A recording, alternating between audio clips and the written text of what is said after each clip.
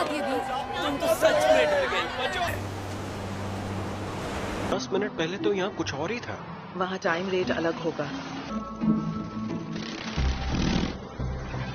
तो मूवी शुरू होती है रेडियो की आवाजों को सुनाते हुए, जहां हम न्यूज पे सुन पाते हैं कि रात को न्यूयॉर्क सिटी में एक बहुत ही भयानक तूफान की वजह से काफी तबाही हुई है। इसी बीच हम दो साइंटिस्ट स्टीवन और माइकल को देखते हैं, जो कि सी साइड विजिट करने के लिए जा रहे थे, क्योंकि वहां पर कुछ अनयूजुअल विटनेस किया गया है। जब वो दोनों वहां पर पहुंचते हैं तो हम देख पाते हैं कि समंदर के किनारे एक बहुत बड़े जायंट की बॉडी पड़ी हुई है। इसको यहाँ सबसे पहले फिशरमैन ने नोटिस किया था। उन्होंने इस बारे में पुलिस को भी इन्फॉर्म किया था, मगर पुलिस को ये सब एक फेक स्टोरी लग रही थी, इसीलिए उन्होंने इस बारे में कोई एक्शन नहीं लिया था। मगर जब लोग यहाँ पर विजिट करने लगे और सोशल मीडिया पर इस बारे में पोस्ट करने लगे तो तब बहुत से लोग इस जगह को विजिट करने लगे। अब ये दो साइंटिस्ट भी इसी जायंट को देखने यहाँ पर आए थे। स्टीवन जब वहाँ पर पहुँचता है तो वो देखता है कि उस जायंट को देखने के लिए बहुत सारे लोग वहाँ आए हुए हैं, मगर कोई भी उसके पास नहीं जा रहा, क्योंकि सभी उससे डर रहे हैं। स्टीवन उस जायंट के करीब जाता है और उस जायंट को एग्जामिन करने लगता है। स्टीवन कहता है कि जायंट्स की एज का पता करना बहुत ही मुश्किल काम है, मगर इस जायंट को देखकर ऐसा लगता है कि ये एक यंग जायंट था। तब स्टीवन उसे ऑब्जर्व करने लगता है। वो जायंट काफी बड़ा था और उसकी पूरी बॉडी को एक ही बार में ऑब्जर्व करना भी बहुत मुश्किल था। इसका अंदाजा हम इस बात से लगा सकते हैं कि जायंट के हाथ में समंदर का पानी एक तालाब बन चुका था, जिसमें कि छोटी छोटी मछलियां तैर रही थी। स्टीवन उस जायंट को हैरानी से देख रहा था।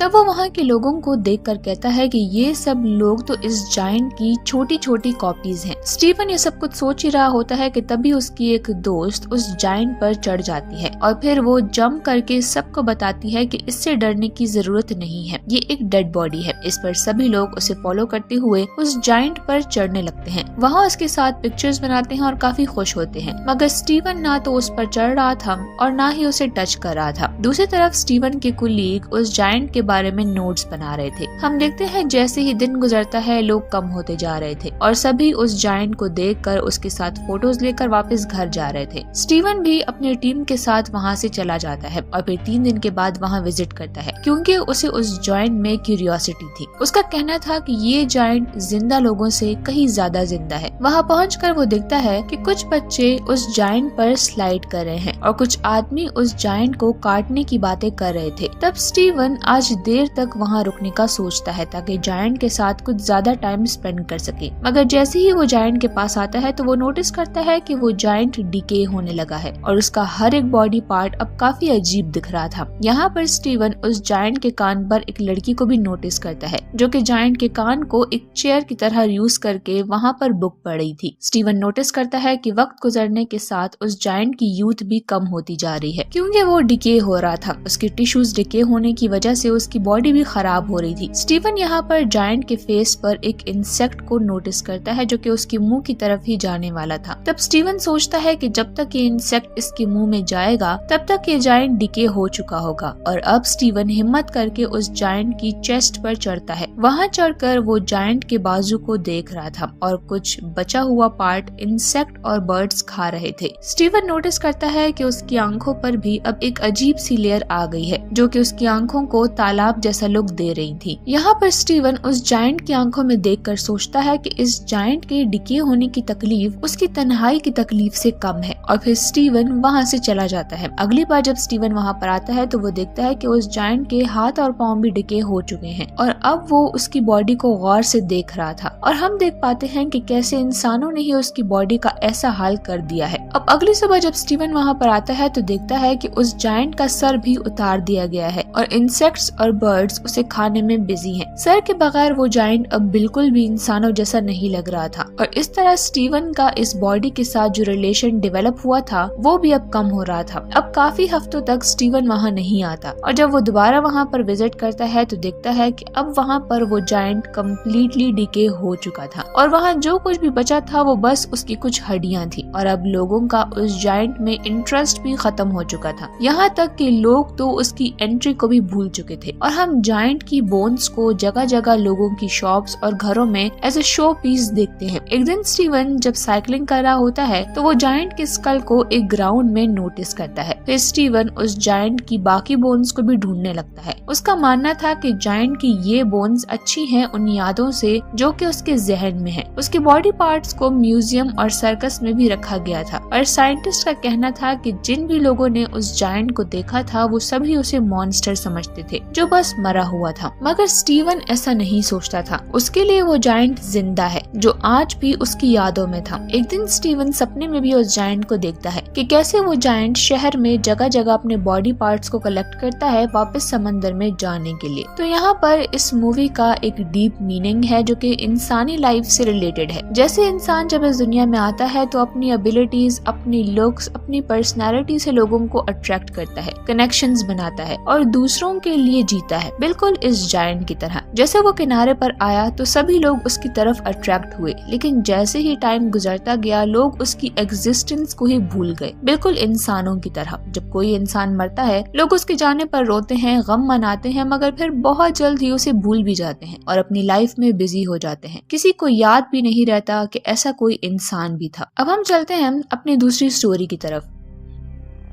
मूवी शुरू होती है और हमें एक कपल को दिखाया जाता है जो कि एक न्यू अपार्टमेंट में रिसेंटली ही शिफ्ट हुए थे। ये दोनों अपने अपार्टमेंट को सजाने में बिजी थे और यहाँ वाइफ का नाम जिल और हस्बैंड का नाम रे है। जिल जब किचन एरिया में जाती है तो वहाँ पर उसे एक पुराना फ्रिज मिलता है जो शायद पहले से ही इस अपार्टमेंट में मौजूद था। जिल रे से उस फ्रिज को हटाने का कहती है, मगर रे कहता है कि पुरानी टेक्नोलॉजीज अमेजिंग होती हैं। मगर जिल को ये फ्रिज बिल्कुल भी पसंद नहीं था। रे फिलहाल न्यू फ्रिज अफोर्ड भी नहीं कर सक रहा था, तो इसीलिए जिल भी इस बात को इग्नोर कर देती है और दोनों काम में लग जाते हैं। काफी देर काम करने के बाद ये दोनों कुछ देर रेस्ट करते हैं और फिर ड्रिंक करने लगते हैं। रे आइस लेने के लिए फ्रिज को ओपन करता है, तब उसे फ्रिज में आइस का पूरा चंक मिलता है, जिससे कि रे बड़ी मुश्किल से एक क्यूब निकालकर अपनी ड्रिंक में डालता है और वो दोनों अपनी ड्रिंक एंजॉय करने लगते हैं। थोड़ी देर के बाद रे नोटिस करता है कि उस क्यूब में कोई क्रिएचर है। वो जिल को भी इस बारे में बताता है कि इस क्यूब में कुछ है जो कि शायद जिंदा भी है। जिल फौरन से मैग्नीफाइंग ग्लास लाती है और उससे देखने पर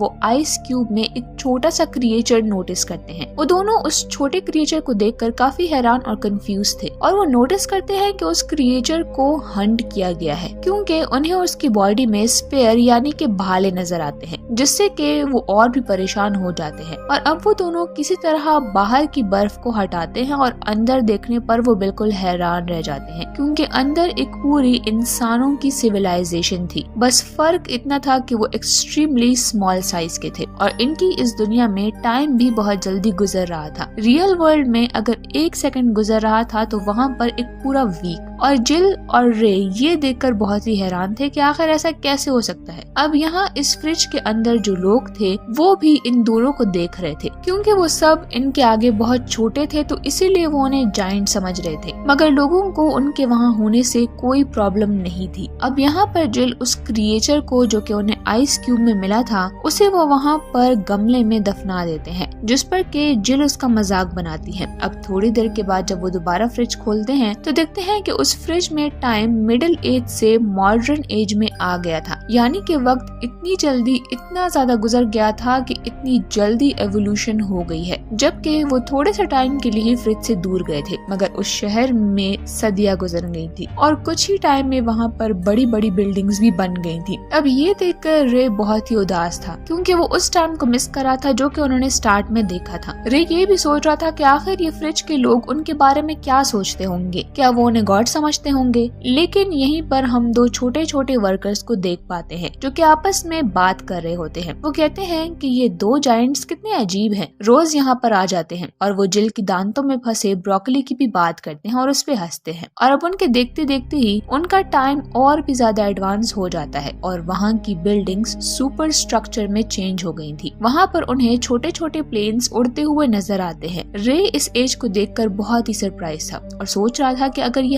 हमारी दुनिया से रिजेंबल करता है तो इस एज के बाद क्या होगा। इतने में वो वहाँ पर एक लाइटनिंग ऑब्जेक्ट को देखते हैं। रे हैरान होता है कि ये क्या है। उसे देखने के लिए जब वो उसके करीब जाता है तो तभी वहाँ पर एक ब्लास्ट होता है जिससे कि रे दूर जाकर गिरता है। जिल रे के पास जाती है और देखती है कि उसका फेस जल गया है, यानी कि वो एक लॉन्चर था और वहाँ पर उस वर्ल्ड में अब जंग चल रही थी। जब वो वहाँ जाकर देखते हैं तो सब कुछ खत्म हो चुका था और वो उस फ्रीजर को बंद कर देते हैं क्योंकि वो उस वॉर को बढ़ाना नहीं चाहते थे। इसके बाद वो पिज्जा ऑर्डर करते हैं और उसे एंजॉय करते हैं। अब उस फ्रीजर को खोले हुए उन्हें 1 घंटा हो गया था। रे कहता है कि हमें फ्रिज खोल कर देखना चाहिए कि वॉर खत्म हुई है या नहीं, मगर इस बार वो डर रहे थे कि कहीं वहाँ सब कुछ खत्म ही ना हो चुका हो। जब वो फ्रिज खोलते हैं तो देखते हैं कि वहाँ वॉर खत्म हो चुकी है और छोटे छोटे इंसानों ने सब कुछ रिकवर कर लिया है। वो वहाँ छोटी छोटी कार्स को भी देखते हैं जो कि पर्ल्स की तरह लग रही थी। वो सिटी के इस स्टेज को अपने फ्यूचर से कंपेयर करते हैं। इसके बाद वो देखते हैं कि वो सिटी एक पिरामिड स्ट्रक्चर में चेंज हो जाती है जिससे काफी सारी लाइंस कनेक्ट कर रही थी। जिसके बाद वो पिरामिड स्ट्रक्चर उन सारी सिटीज को अपने अंदर एब्सॉर्ब करने लगता है और फिर एक बड़ी सी एनर्जी बॉल में कन्वर्ट होकर ब्लास्ट होने लगता है और उसकी स्पार्क पूरे किचन में फैल जाती है, जिसे वो बहुत गौर से देख रहे थे, जो कि काफी खूबसूरत लग रहा था। जिसके बाद वो स्पार्क वापस से फ्रिज में चली जाती है और फिर एकदम से सब कुछ गायब हो जाता है और वो दोनों हैरान रह जाते हैं। रे को लग रहा था कि शायद अब सब कुछ वापस से शुरू हो जाएगा, लेकिन जिल कहती है कि शायद सब कुछ खत्म हो गया है और ये दुनिया की एंड को शो करता है। रे फ्रिज की स्विच को निकाल देता है और फिर वो दोनों एक दूसरे को हग करते हैं। उन्होंने कुछ ही टाइम में दुनिया का एक पूरा स्केच देख लिया था जिसमें पास्ट, प्रेजेंट और फ्यूचर को दिखाया गया था। अगले दिन जब वो दोनों जागते हैं तो इसी बारे में सोच रहे होते हैं और उनके जहन में अभी भी कुछ सवालात थे और वो सस्पेंस में दोबारा से फ्रीजर को देखते हैं जहाँ वो छोटे छोटे इंसान वापस आ गए थे और डायनासोर के मीट से अपना पेट भर रहे थे और कुछ डायनासोर से बचने के लिए भाग रहे थे, यानी कि अभी ह्यूमैनिटी का स्टार्ट दिखाया जा रहा है। और इस तरह ये मूवी भी यहीं पर एंड हो जाती है। तो ये मूवी हमें इस दुनिया की क्रिएशन, एवोल्यूशन और एंडिंग के बारे में बताती है और इसमें सारा प्रोसीजर काफी अच्छे से एक्सप्लेन किया गया है।